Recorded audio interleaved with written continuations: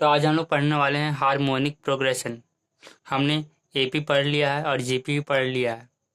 जो harmonic progression है वो तीसरा टाइप का प्रोग्रेशन है जो कि सिमिलर है, एपी के सिमिलर है। हमने एपी में क्या देखा, अरिथमेटिक प्रोग्रेशन में क्या देखा कि टर्म्स होते हैं ए प्लस डी, ए प्लस 2D, ए प्लस 3D से लेकर एन टर्म्स तक होते हैं जो कि पैटर्न फॉलो कर रहे होते हैं और पैटर्न डी की वजह से फॉलो हो रहा होता है। ये हो गया हमारा अरिथमेटिक प्रोग्रेशन। अब जब एचपी का बात करें, हार्मोनिक प्रोग्रेशन, तो इसमें क्या होता है, रेसिप्रोकल हो जाता है। जितने भी टर्म्स है हमारा ए प्लस डी, ए प्लस 2D, ए प्लस 3D, इसका जो रेसिप्रोकल होता है और वो अगर एपी में है तो वो हो गया हमारा हार्मोनिक प्रोग्रेशन। मतलब ए 1/a कामा 1/a प्लस डी कामा 1/a प्लस 2D से लेकर ये एन टर्म्स तक हो जाएंगे। तो ये हो गया हमारा हार्मोनिक प्रोग्रेशन। मतलब जितने भी हमारे जो टर्म्स है, 1 2 3 4, जितने भी एन टर्म्स है उसका जो रेसिप्रोकल होता है नंबर्स का, उसका हम बोलते हैं हार्मोनिक प्रोग्रेशन, जो कि एक एपी में हो रहा होता है। ए प्लस डी, ए प्लस 2D।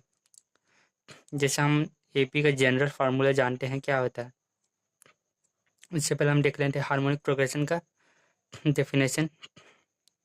तो a sequence of number a sequence of number a sequence of numbers whose reciprocal, जिसका जो रेसिप्रोकल होता है,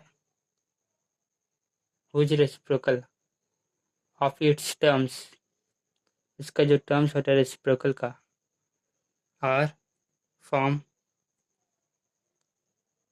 form an AP form an AP जब बना रहा होता है तो इसको बोलते हैं हम harmonic progression.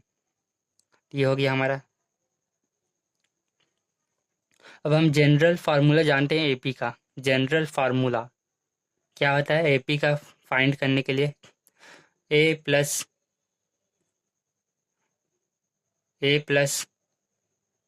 n-1 into D होता है। ये हमें पता है। ये जनरल फार्मूला हो गया एपी का। उसी तरह जब ये रेसिप्रोकल होंगे तो इसका भी जनरल फार्मूला हो जाएगा। इसका general formula 1/a+n-1 into D हो गया। ये जो हो गया हमारा एचपी का हो गया, एचपी का जनरल फार्मूला हो गया। तो फाइंड्स एन टर्म्स, हमें कोई भी टर्म्स निकालना है, 28 टर्म, 58 टर्म, कोई भी टर्म निकालना है तो ये टर्म्स निकालने के लिए हो जाएगा एचपी में।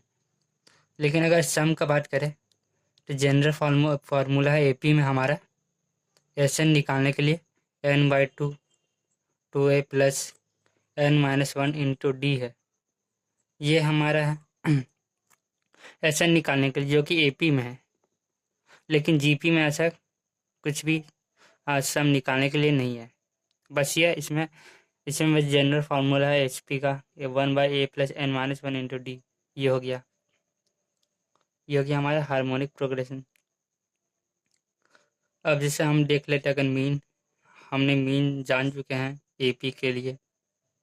एपी का जो मीन होता है क्या होता है, एपी का जो मीन होता है वो होता है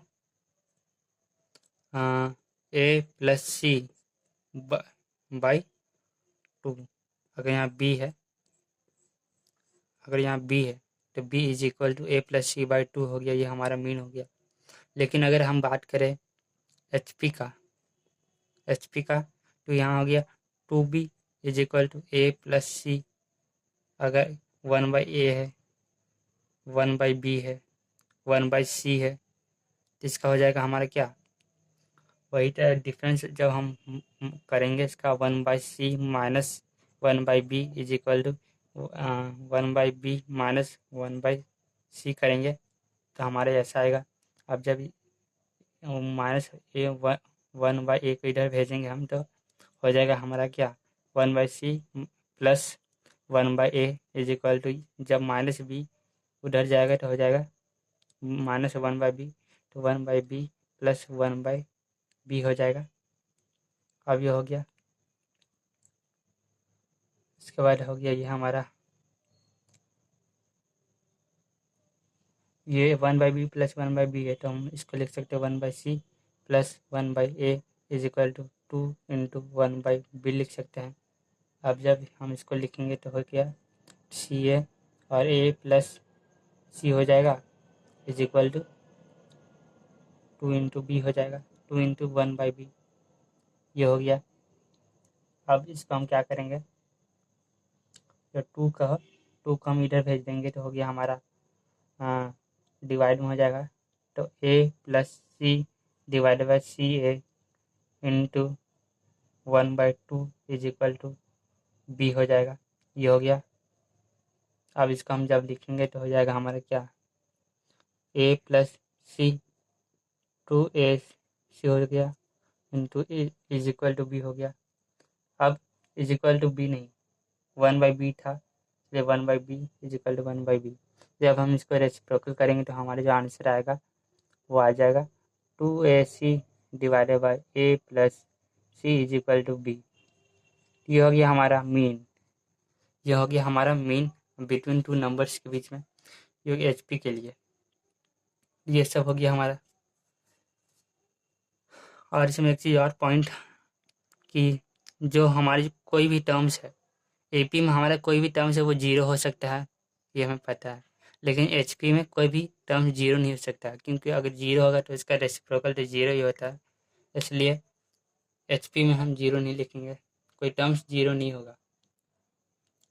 तो ये हो गया हमारा HP का हमने देख लिया, जनरल फार्मूला भी देख लिया, सम इसका नहीं होता है, मीन भी देख लिया हमने।